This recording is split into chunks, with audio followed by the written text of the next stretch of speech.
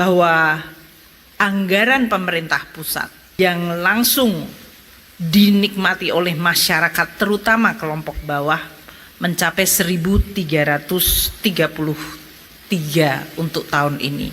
2 hari lagi Bapak Presiden akan menyampaikan untuk tahun depan dan angkanya akan lebih besar sekali. Menteri Keuangan Sri Mulyani Indrawati mengungkapkan, anggaran pemerintah pusat yang langsung dinikmati masyarakat, terutama kelompok berpenghasilan rendah, akan melonjak signifikan pada 2026. Tahun ini, alokasi untuk program perlindungan sosial mencapai Rp1.333 triliun. Namun, Sri Mulyani memastikan jumlah tersebut akan jauh lebih besar tahun depan. Besaran anggaran itu akan disampaikan langsung oleh Presiden Prabowo Subianto dalam Nota Keuangan dan RUU APBN 2026 pada rapat paripurna DPR 15 Agustus mendatang. 2 hari lagi, Bapak Presiden akan menyampaikan, dan angkanya akan jauh lebih besar, tegas Sri Mulyani dalam Sarasehan Nasional Ekonomi Syariah, Rabu, 13 Agustus. Ia menegaskan, perlindungan sosial adalah wujud keadilan negara bagi masyarakat, khususnya kelompok rentan. Menurut Menkeu, prinsip keadilan ini sejalan dengan nilai syariah seperti zakat dan wakaf, di mana yang mampu wajib membantu yang kurang mampu. Dalam konteks APBN, pungutan pajak menjadi sumber dana yang disalurkan untuk berbagai program perlinsos, seperti Program Keluarga Harapan, PKH, untuk 10 juta keluarga tidak mampu.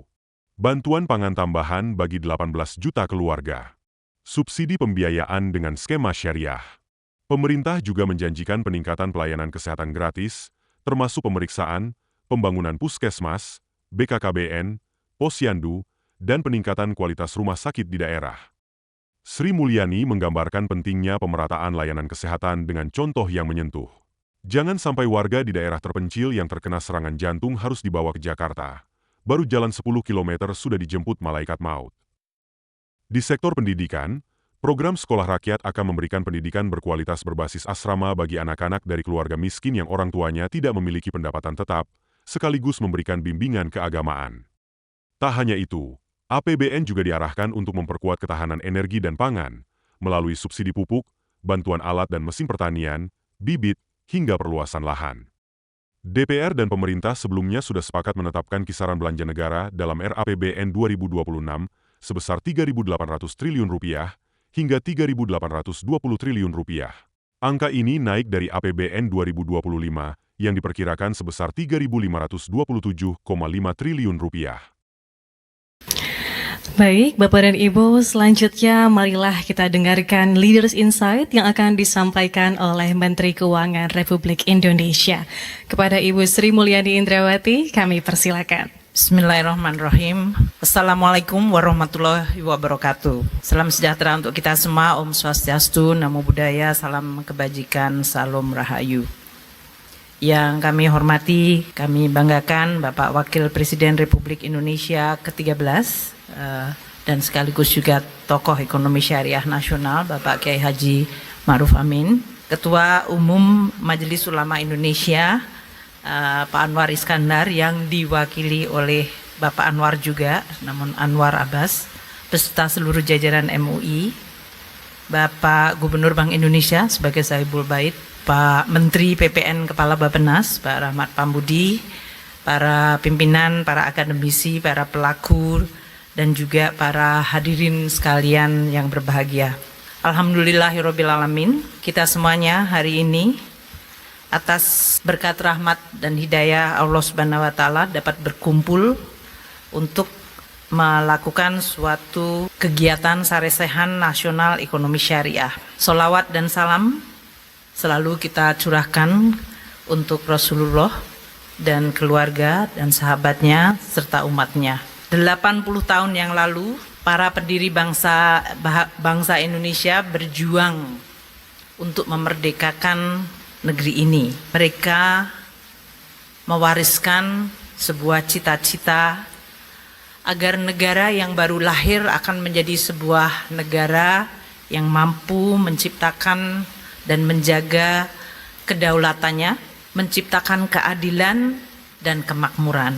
Tadi Pak Anwar Abbas menyampaikan bahwa ekonomi Islam adalah mengenai keadilan dan keberkahan. Jadi Indonesia dari awal cita-citanya adalah sejalan dengan sebuah value yang sangat penting menciptakan sebuah keadilan dan kesejahteraan bagi semuanya, serta menciptakan kedaulatan atau kemerdekaan bagi mereka yang tertindas. Sampai hari ini nilai itu tetap relevan. Pada bulan kemerdekaan, beberapa hari lagi kita akan memperingati 4 hari lagi kemerdekaan Republik Indonesia yang ke-80.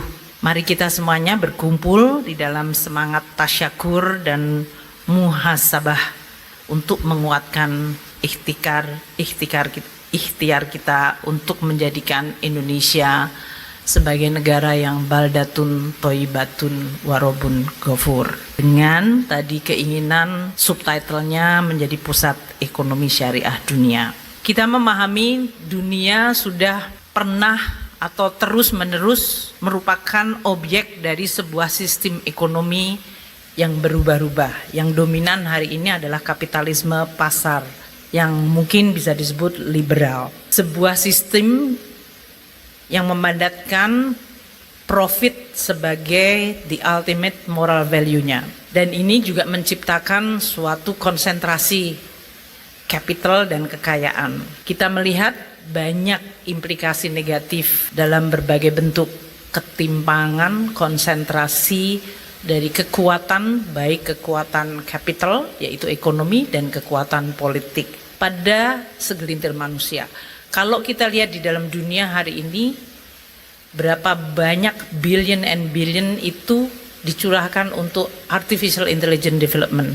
Ini karena ada konsentrasi capital pada sekelompok kecil dari perusahaan atau orang-orang yang menguasainya. Ini menimbulkan keresahan dunia. Bagaimana governance atau tata kelola ekonomi dunia yang akan semakin didominasi oleh konsentrasi kekuasaan capital di tangan sekelompok kecil. Antitesanya, dulu ada yang muncul Manifesto Komunis dari Karl Marx dan Frederick Engels yang memunculkan teori komunisme dan sosialisme, di mana alat-alat produksi tidak dimiliki secara pribadi, tapi dimiliki secara kolektif. Ini juga menimbulkan dampak negatif di dalam bentuk ketiadaan motivasi untuk mencapai yang terbaik karena sama rata dan sama rasa. Di dalam konteks pergulatan ideologi dunia inilah ekonomi Islam muncul dan seharusnya menjadi sebuah inspirasi atau juga sekaligus jalan ketiga, wasatiyah. Sistem yang berlandaskan kepada sebuah etika dan moral yang inklusif, berkeadilan. Namun ini juga menimbulkan suatu pergulatan bagaimana mewujudkannya, karena kita akan dihadapkan kepada sebuah sistem mekanisme yang sudah sangat established. Juga dari sisi pemikiran strategi untuk memainstreamkannya. Apakah kita berkukuh kepada bentuk ataukah kita akan menggunakan strategi berdasarkan substansi. Ini juga salah satu yang kita diskusikan pada pembahasan di mana para pengurus Ikatan Ahli Ekonomi Islam kita sedang mendiskusikan bagaimana program kerja untuk menciptakan strategi yang tepat. Tadi telah disampaikan oleh Pak Gubernur dan ini juga masuk dalam terms of reference-nya Sarasehan ini, bahwa ekonomi yang berbasiskan kepada ekosistem ekonomi syariah dibangun atas 3 pilar. Halal value chains yang tadi telah disampaikan oleh Pak Gubernur. Pak Gubernur itu pandai sekali untuk membuat sound bite. Jadi kalau hal yang sifatnya hanya omong-omongan yang kelihatannya membosankan kemudian diciptakan sound bite, itu menimbulkan suatu emotional attachment atau paling tidak attraction terhadap itu. Jadi dari mulai gerbang santri, jawara ekspor, dan 3 rukun tadi. Jadi 3 pilar yang kita tahu adalah halal value chains, keuangan syariah yang kedua, dan yang ketiga adalah dana sosial dan literasi yang inklusif. yang telah disampaikan oleh Pak Gubernur. Saya mungkin akan menyampaikan dari sisi instrumen yang memang Kementerian Keuangan harus kelola, yaitu keuangan negara sebagai instrumen atau tadi sebuah kendaraan yang ingin mengantarkan, melajukan, dan membuka jalan bagi banyak yang tadi keinginan untuk aspirasi menciptakan ekonomi syariah sebagai terbesar di dunia. Maka tidak terhindarkan kalau mengundang Menteri Keuangan pasti ngomong tentang keuangan negara dan anggaran pendapatan belanja negara. Presiden Prabowo sebagai presiden terpilih, beliau menyampaikan Astacita sebagai fondasi untuk mencapai cita-cita Indonesia emas. Dan instrumen APBN merupakan instrumen yang sangat penting untuk mencapai cita tersebut. Kami ingin menyampaikan bahwa di dalam mendesain dan melaksanakan Astacita, substansi keadilan begitu sangat kental. Dan itu adalah konsisten dengan ekonomi syariah. Kami menyampaikan saja dalam hal ini bahwa anggaran pemerintah pusat yang langsung dinikmati oleh masyarakat terutama kelompok bawah mencapai 1.333 untuk tahun ini. 2 hari lagi Bapak Presiden akan menyampaikan untuk tahun depan dan angkanya akan lebih besar sekali. Dari mulai perlindungan sosial, jadi kalau kita bicara tentang keadilan, bagaimana yang lemah kita bantu. Kalau dalam bahasa syariah itu yang disebut menggunakan zakat, wakaf. Pada dasarnya mereka yang mampu harus menggunakan kemampuannya, karena di dalam setiap rezeki dan harta yang kamu dapatkan ada hak orang lain. Bukan ustazah ya dalam hal ini. Tapi ini karena Menteri Keuangan juga dalam setiap rezeki Anda ada hak orang lain. Caranya hak orang lain itu diberikan, ada yang melalui zakat, ada yang melalui wakaf, ada yang melalui pajak. Dan pajak itu kembali kepada yang membutuhkan. Kami sampaikan 10 juta keluarga tidak mampu diberikan program keluarga harapan. Bahkan diberikan tambahan sembako untuk 18 juta keluarga. UMKM yang belum mampu kita berikan akses tadi. Jadi itu adalah akses capital. Dengan kita tahu kemampuan untuk membayarnya yang terbatas, maka diberikan subsidi terhadap beban biaya dananya. Itu bisa distrukturkan secara syariah. Mereka yang perlu untuk mendapatkan pelayanan kesehatan, mulai dari diagnosa, pelayanan kesehatan gratis, pemeriksaan kesehatan gratis, dan sekarang dibangun akses-akses kesehatan, puskesmas, BKKBN, posyandu, hingga rumah sakit di daerah-daerah yang sekarang di-upgrade, sehingga kalau menggunakan Menteri Kesehatan, jangan orang yang terkena serangan jantung tapi di daerah terpencil harus dibawa ke Jakarta, baru jalan 10 kilo sudah dijemput malaikat maut. Takdir mengenai kematian kita nggak pernah tahu, tapi ikhtiar untuk kita memperbaiki masyarakat untuk mendapatkan hak kesehatan itu adalah ikhtiar kita. Pendidikan, Bapak Presiden sekarang sudah mulai membuka sekolah rakyat yang kemarin saya kebetulan datang, dimulai orang tuanya pemulung, pekerja harian yang tidak memiliki pendapatan, anaknya kemudian mendapatkan sekolah, diasramakan dan mendapatkan pendidikan dengan kualitas yang baik serta bimbingan keagamaan. Itu adalah semuanya tadi hak dari rezeki yang kamu miliki untuk orang lain. Di bidang pertanian dan energi, Presiden juga menyampaikan mengenai ketahanan energi dan pertanian, pangan. Tidak ada negara yang mampu menjaga kedaulatannya dan memakmurkan rakyatnya apabila tidak mampu memenuhi energi dan pangan. Dari mulai memberikan subsidi pupuk kepada petani yang paling membutuhkan, alsintan, bibit, hingga perluasan. Itu yang kami sampaikan sebagai instrumen APBN untuk mewujudkan keadilan.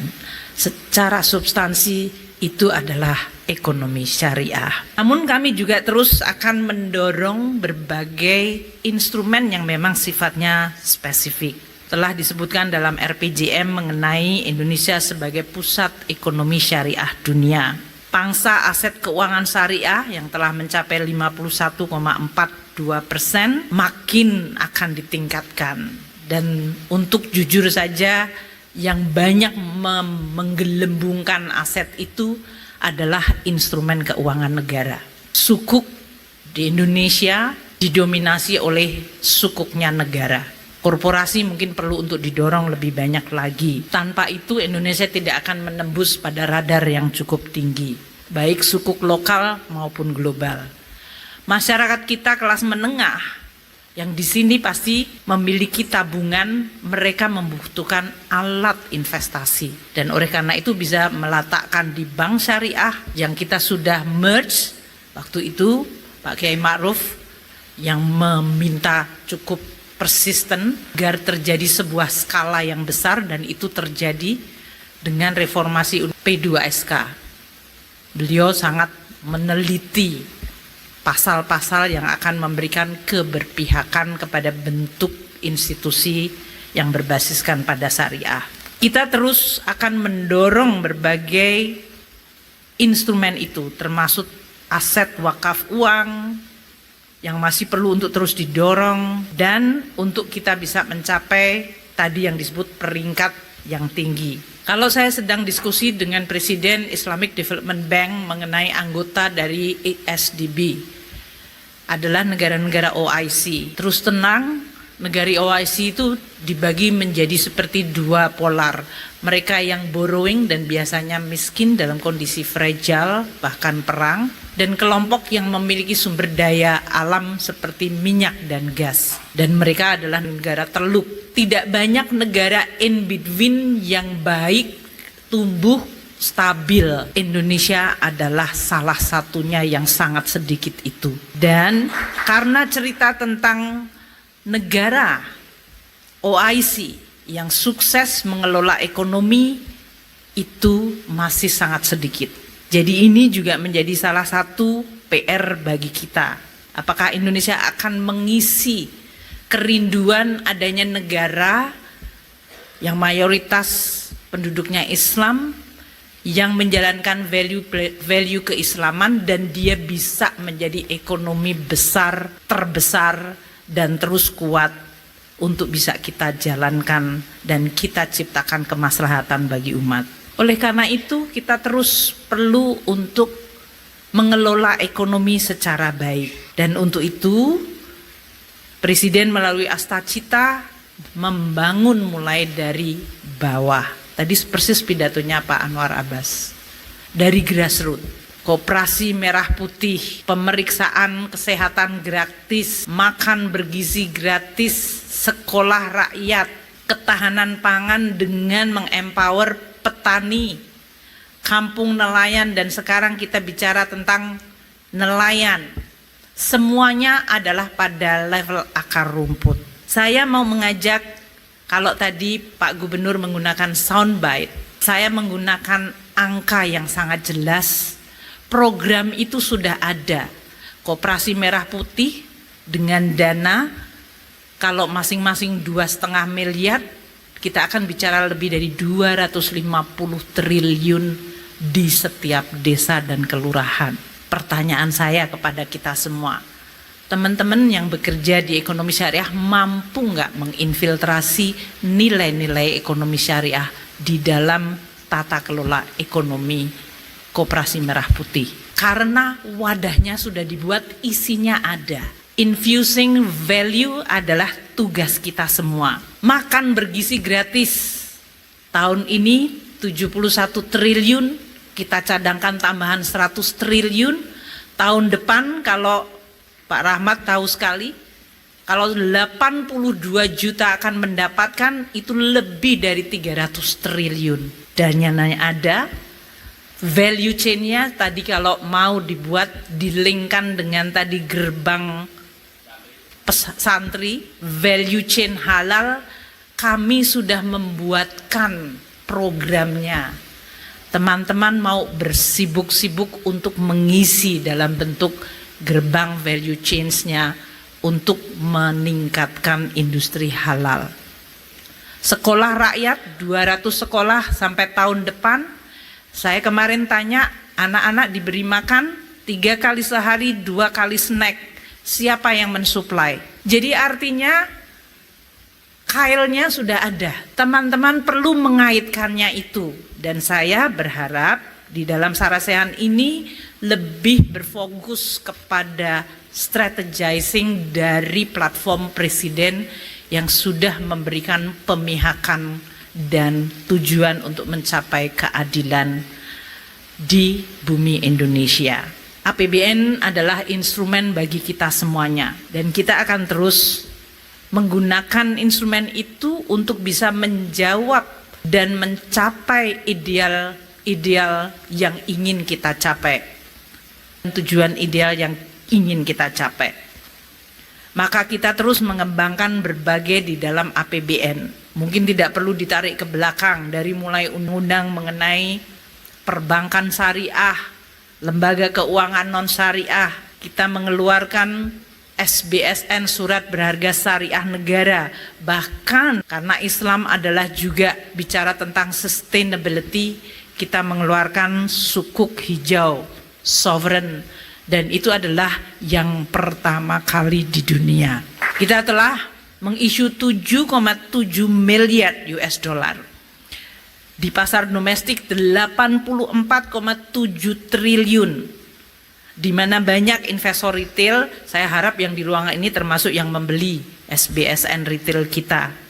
Karena dia adalah untuk membangun berbagai proyek-proyek dari mulai kampus, sekolah, rumah sakit. Green Sukuk langsung meningkatkan tadi ranking Indonesia di dalam keuangan syariah global. Dan kita masih bisa menstrukturkan karena program-program Bapak Presiden mengenai hilirisasi semuanya basisnya adalah aset yang tangible. Biasanya ekonomi syariah membutuhkan itu sebagai underlying asset. Kalau itu semua distrukturkan secara syariah, saya yakin kita akan melejit nomor 1 di dunia. Itu adalah salah satu cara strategi yang menurut saya perlu untuk dipikirkan dan diikhtiarkan. Tantangan paling besar adalah bagaimana dengan struktur yang sifatnya syariah tidak menambah beban, tidak menciptakan inefisiensi dan kemudian bahkan menimbulkan moral hazard. Karena sama seperti instrumen yang lain, begitu dia digunakan dengan etika yang salah, maka dia juga bisa menjadi instrumen yang menyengsarakan. Maka kita juga perlu untuk saling menjaga. Saya tidak akan menyampaikan mengenai berbagai instrumen lain yang terus kita dorong, seperti kas wakaf link sukuk.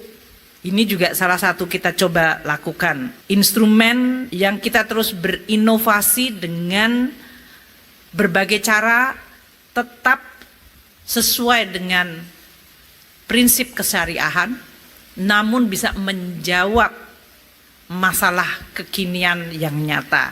Dan ini telah mendapatkan penghargaan dari Islamic Development Bank sebagai inovatif financing sosial yang berbasis wakaf. Jadi terima kasih kepada teman-teman yang semuanya terus melakukan inovasi. Saya tidak ingin contohnya hanya satu. Yang pertama kali dulu sama Pak Kiai Maruf kita luncurkan ya Bapak, yaitu Rumah Sakit Mata Ahmad Wardi. Harusnya ada yang lain dan segera bisa menyusul. Tadi yang disebut sebagai penumpang.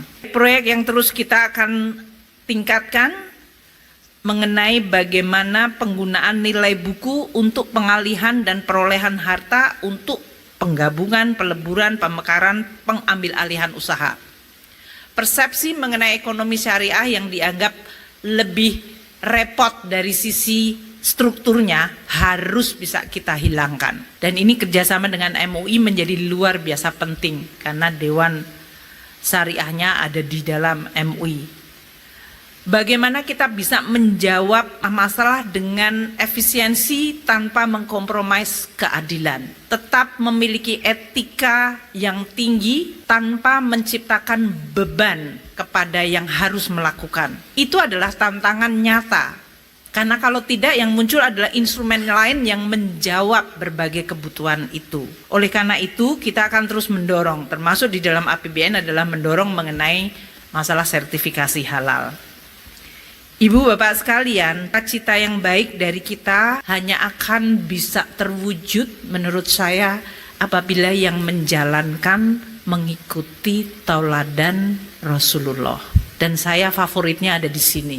4 karakter dari Rasulullah adalah apa yang hari ini disebut soundbite-nya adalah good governance. Kita sering hanya bicara tentang syariahnya, melupakan bahwa fondasi dari setiap cita-cita yang ingin dicapai adalah karakter yang menjalankan. 2 yang pertama sering kita lihat tercederai secara cepat, sidik dan amanah. Mau megang duit 1 juta, 1 miliar, 10 triliun, 1000 triliun, 3.800 triliun kayak APBN.